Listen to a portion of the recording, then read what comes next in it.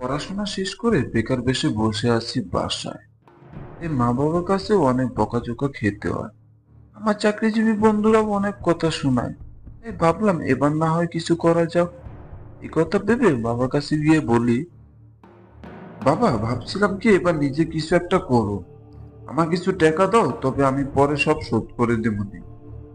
ও আচ্ছা, তুই নিজে কিছু একটা করবি, ভালো কথা। তুই যে কয় টাকা লাগবে লইয়া যা, কিন্তু মনে রাখিস সব টাকা শোধ করতে হবে কিন্তু। হ্যাঁ বাবা, আমি সব টাকা শোধ করে দেবো। আলহামদুলিল্লাহ, যাক ভালোই হলো। এবার একটা সেকেন্ড হ্যান্ড গাড়ি কিনতে পারলেই হলো। কিছুদিন পর অনেক কষ্টে একটা সেকেন্ড হ্যান্ড গাড়ি কিনলাম। আমি আমার কাজটা আসলে খুব সুন্দর মতো উপভোগ করতেছিলাম। তাছাড়া যেহেতু নতুন কাজ, তাই আমি প্রায় 12 ঘন্টা কাজ করতাম।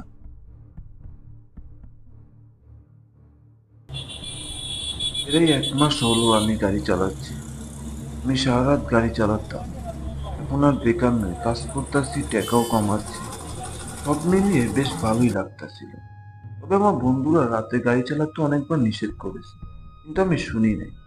কারণ আমার রুটিনই ছিল দুপুর 12টায় ঘুম থেকে উঠে তারপর ফ্রেশ হয়ে খাওয়া দাওয়া করে বাসা থেকে বের হওয়া। তাই সারা রাত গাড়ি চালাতে হতো। অবশ্য এত বেলা পর্যন্ত শুয়ে থাকার জন্য মার কাছেও অনেক বকাঝকা খেতে হতো। তবে সোমবার হলেই আমার রুটিনটা একটু বদলে যেত। সোমবার হলে আমি রাত 12টায় গাড়ি চালান বন্ধ করে দিতাম। দিনটা ছিল সোমবার, যেদিন আমার জীবনটা বদলে দিয়েছে। আমি প্রতি সোমবারের মতো রাত 12টায় গাড়ি বন্ধ করতে যেতেছি। হঠাৎ খেয়াল করলাম এক বৃদ্ধ বয়স্ক লোক কোথায় জানি যাওয়ার জন্য ইশারা করছে। আমি মনে মনে ভাবলাম, যেহেতু বয়স্ক লোক, সে কোথায় যাবে তাকে নামিয়ে দিয়ে তারপর না হয় গাড়িটা বন্ধ করে দেবনি। এই কথা ভেবে আমি তাকে জিজ্ঞেস করলাম, মুরব্বী আপনি এত রাতে কোথায় যাবেন? এই তো বাবা, এই সামনে একটা মাদ্রাসা আছে, সেই মাদ্রাসায় যাবো। তুমি কি চাইবে বাবা? ও আচ্ছা, উঠেন। এই কথা বলার পর লোকটা আমার পাশে উঠে বসলো। তার চেহারা দেখে তাকে খুব চিন্তিত মনে হচ্ছিল আমার কাছে। আমি তাকে জিজ্ঞেস করলাম, মুরব্বী আপনার সাথে কি আর কেউ আছে? লোকটা মাথা হেলিয়ে উত্তর দিল, হ্যাঁ আছে। আমি অপেক্ষা করতে থাকলাম। কিছুক্ষণ পর দেখলাম এক বৃদ্ধ মহিলা তার সাথে একটি যুবত মেয়ে গাড়ির সামনে এসে দাঁড়ালো। মুরব্বীকে সামনে বসে থাকতে দেখে তারা দুইজন গাড়ির পিছনে উঠে বসলো। ওনাদের বসার পর ওনাদের ভারে আমার গাড়িটা যেন একবারে নিচে নেমে গেল। আমি মনে মনে ভাবতে থাকি, আশ্চর্য, এমন তো কখনো হয়নি। তারা তো এত হেলদিও না, তাহলে কেন এমন হচ্ছে? আমি ওনাদের দেখে বুঝতে পারলাম ওনাদের খুব তাড়া আছে। এর মধ্যে ওনাদের কিছু জিজ্ঞেস করলেও কোনো উত্তর দিচ্ছে না। আমি মনে মনে ভাবি, এই এক কোন বিপদে পড়লাম আল্লাহ। আমি লুকিং গ্লাস দিয়ে পিছনের সিটে তাকিয়ে দেখলাম পিছনে একটি যুবতী মেয়ে বসে আছে, যাকে দেখে খুবই দুর্বল মনে হচ্ছে। আর তার সাথে একটি মহিলা বসে আছে, যাকে দেখতো ঠিক তার মতোই মনে হচ্ছিল, খুব ক্লান্ত। আমি তাদের এই অবস্থা দেখে মনে মনে ভাবি, আমি তো কিছুই বুঝতাছি না তাদের এমন অবস্থা কেন। আমি আমার জীবনে এমন অদ্ভুত লোক আগে কখনো দেখি নাই। যাই হোক, আমি আর কোনো কিছু না ভেবে বিসমিল্লাহ বলে গাড়ি স্টার্ট করলাম।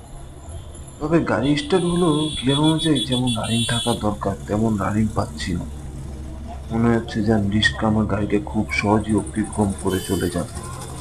প্রথমে আমি ভাবছিলাম যে এটা কোনো মেকানিক সমস্যা হবে। আমি খুব কষ্ট করে গাড়িটা চালাচ্ছিলাম। আমি একদমই বুঝতেছিলাম না যে আমার সাথে এখন কি হচ্ছে।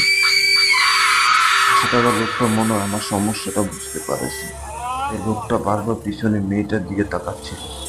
হঠাৎ আমায় বলে, এই যে বাবা, তোমার গাড়িতে কি কোরআন তেলাওয়াতের ক্যাসেট আছে? আল্লাহর রহমতে যেহেতু 5 ওয়াক্ত নামাজ পড়ি, তাই আমি সবসময় কোরআন তেলাওয়াত শুনতাম। ও প্যাসেঞ্জার না বললে কখনো গাড়িতে চালু করতাম না। উনি যেহেতু নিজে থেকে বলেছে, তাই হালকা সাউন্ড দিয়ে আমি কোরআন তেলাওয়াত চালু করে দিই। আশ্চর্যজনক ভাবে কোরআন তেলাওয়াত চালু করার পরই আমার গাড়ি ধীরে ধীরে একদম হালকা হতে থাকে এবং গাড়ি স্বাভাবিক হয়ে যায়। আমি তাদেরকে মাদ্রাসার সামনে নামিয়ে দিই। ভাড়া নিয়ে চলে আসার সময় সেই মুরব্বী আমায় বলল, বাবা, তুমি যাওয়ার সময় আমাদেরকে আবার একটু নিয়ে যাবে? মানে বাবা, আমরা এখানে শুধুমাত্র 15 মিনিটে থাকবো। আমি কিছুক্ষণ ভাবলাম, যেহেতু আমার বাড়ি যাওয়ার পথে তাদের বাড়ি পড়ে, তাহলে 15 মিনিট দাঁড়ানো যায়। 15 মিনিটেরই ব্যাপার তো, তাহলে আমাদের নিয়ে যাওয়া যাক। আমি তাকে বললাম, জি আঙ্কেল, আমি অপেক্ষা করছি, আপনারা আসেন। এই কথা বলতে মুরব্বী লোকটি আমার মাথায় হাত বুলিয়ে চলে গেল। তারা তিনজন একটা মাদ্রাসার ভিতরে চলে যায়। আমি অপেক্ষা করতে থাকলাম।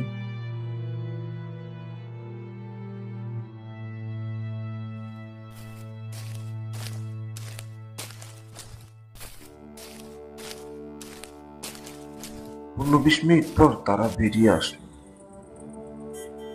আমি ওনাদের নিয়ে বাসা দিয়ে যাইতেছিলাম, তখন মুরব্বী বলে, বাবা, যদি কিছু মনে না করো, আমি কি তোমার গাড়িটি প্রতিদিন ব্যবহার করতে পারি? জি আঙ্কেল, অবশ্যই পারেন। আচ্ছা, তাহলে তুমি কাল রাত 9টায় এসো। আমাদের রুটিন একই থাকবে, মাদ্রাসা খেয়ে আবার ফিরে আসা। তোমার যা ভালো হবে, আমি তোমার কাছে এখন দেবো বাবা। আমি রাজি হয়ে গেলাম এবং পরের দিন রাতের জন্য আমি তাদের প্রতিদিনের ড্রাইভার হয়ে গেলাম।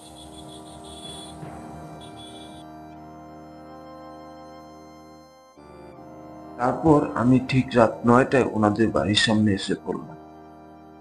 ওনারা তিনজন গাড়িতে উঠে বসলো, আর যেমন প্রথমবার হয়েছিল ঠিক তেমনই শুরু হলো। আমার গাড়ি কোনো এক অজানা কারণে নিচে নেমে গেল। মুরব্বী লোকটি এবার নিজেই গাড়িতে কোরআন তেলাওয়াত চালু করে। উনি কোরআন তেলাওয়াত চালু করার পর আগের দিনের মতোই গাড়িটি ধীরে ধীরে স্বাভাবিক হতে লাগলো। আমি মনে মনে ভাবি, হয়তোবা কোনো মেকানিক সমস্যা। তারপর আমি তাদেরকে মাদ্রাসার সামনে নামিয়ে দিই। তারা তিনজন মাদ্রাসার ভিতরে চলে যায়, আর আমি বাইরে অপেক্ষা করতে থাকি।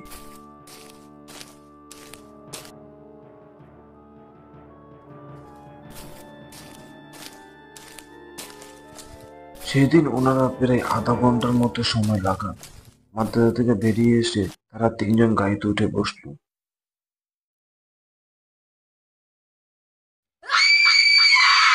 তারা তিনজন গাড়িতে উঠার পর আমার মেয়েটার দিকে চোখ পড়লো। মেয়েটার দিকে চোখ পড়তে খেয়াল করলাম চোখ দুটো আগুনের মতো জ্বলজ্বল করছে। ভয়ে আমার গলা শুকিয়ে যায়। এ কি দেখলাম আমি? কোনো মানুষের চোখ কি এমন আগুনের মতো জ্বলজ্বল করতে পারে? লুকিং গ্লাস দিয়ে আমি ভয় নিয়ে বারবার মেয়েটার দিকে তাকাচ্ছিলাম। তখন মেয়েটার চোখটি আগুনের মতো জ্বলছিল। যতবার মেয়েটার দিকে তাকাচ্ছি খেয়াল করলাম মেয়েটা আমার দিকেই তাকিয়ে আছে। তার চোখে প্রচুর রাগ, মনে হচ্ছে সে এখনই আমাকে কাঁচা চেবিয়ে খেয়ে ফেলবে। আমি আর মেয়েটার দিকে তাকালাম না, কারণ আমি মেয়েটার চাহনি দেখতে পারছিলাম না। এতটা ভয়ানক তার চাহনি। আজকের যাত্রাটা আমার জন্য খুব ভয়ানক ছিল। আমি কোনো মতো তাড়াতাড়ি করে তাদের বাড়ি পৌঁছে দিই। মুরব্বী দুজন গাড়ি থেকে বেরিয়ে আসে, কিন্তু মেয়েটা তখনও গাড়িতে বসে আছে। মুরব্বী অনেকবার চেষ্টা করে মেয়েটাকে গাড়ি থেকে নামাতে, কিন্তু মেয়েটা নামে না।